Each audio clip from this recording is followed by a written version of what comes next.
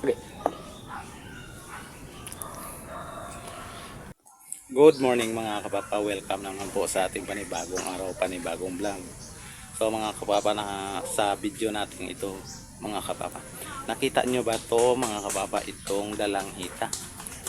So ayan mga kapapa, dito natin malalaman mga kapapa kung pwede nang ma-harvest ang isang dalanghita o hindi pa. Kasi may papakita ko sa inyo kung paano natin malalaman ang hindi pa pwede harbisin o pwede na. So tara, samahan nyo ako dito, let's go.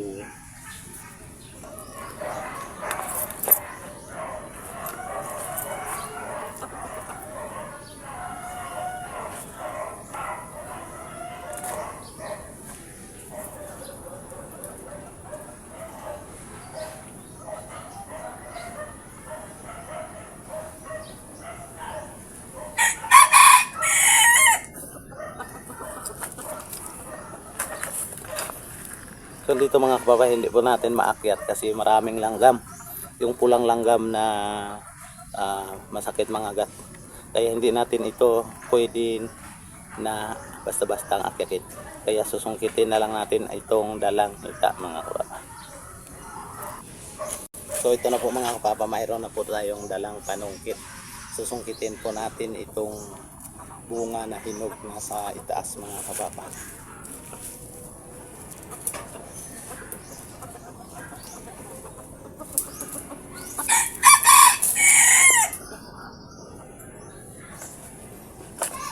Ito na po, nakuha na po natin ito mga kapapa.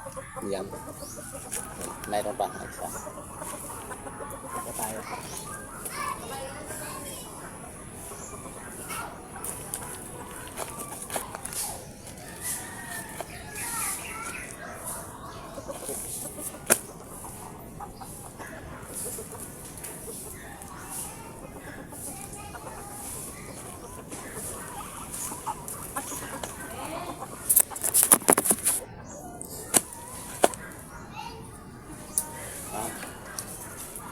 Nakakuha na po tayo ng nakakuha na po tayo mga kapapa ng 2 pirasong dalanghita ito. Yan.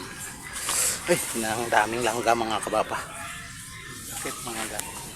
Mayroon pa sa itaas. Pero ito sample lang ito mga kapapa sa gagawin nating video. Ito po ay isang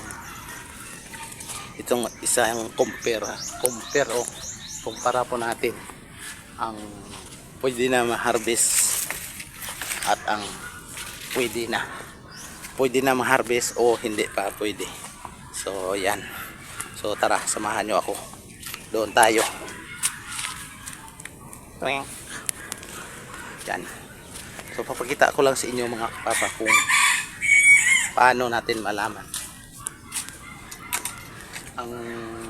ang isang dalanghita na pwede na nating ma-harvest o hindi pa pwede harvest. So dito tayo mag-plaster.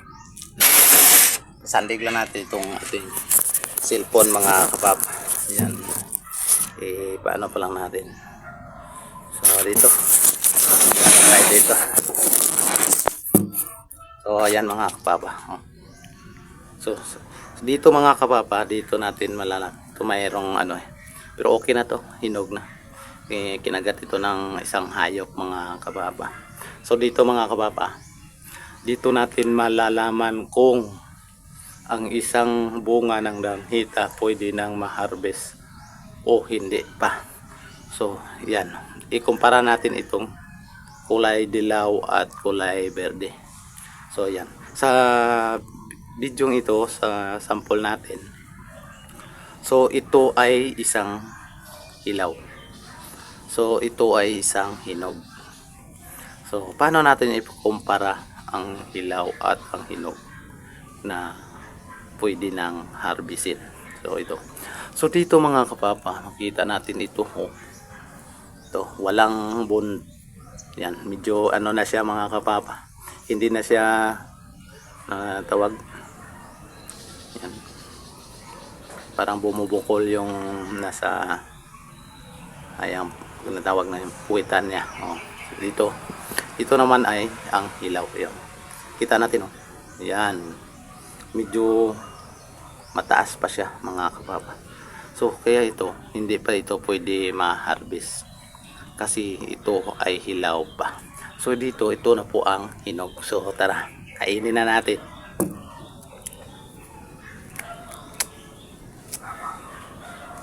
Okay.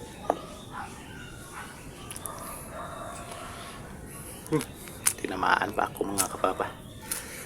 Ang hanghang.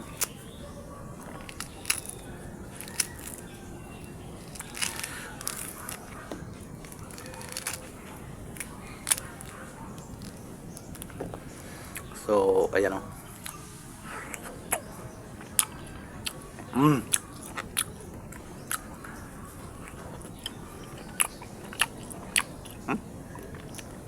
Ang tamis mga kapapa.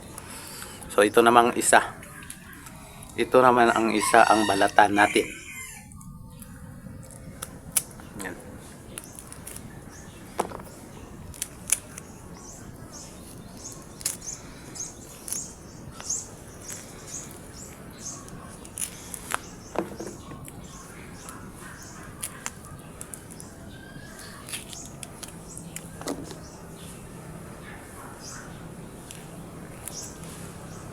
So, ngayon mga kapapatikman na natin itong hilaw na dalang hita.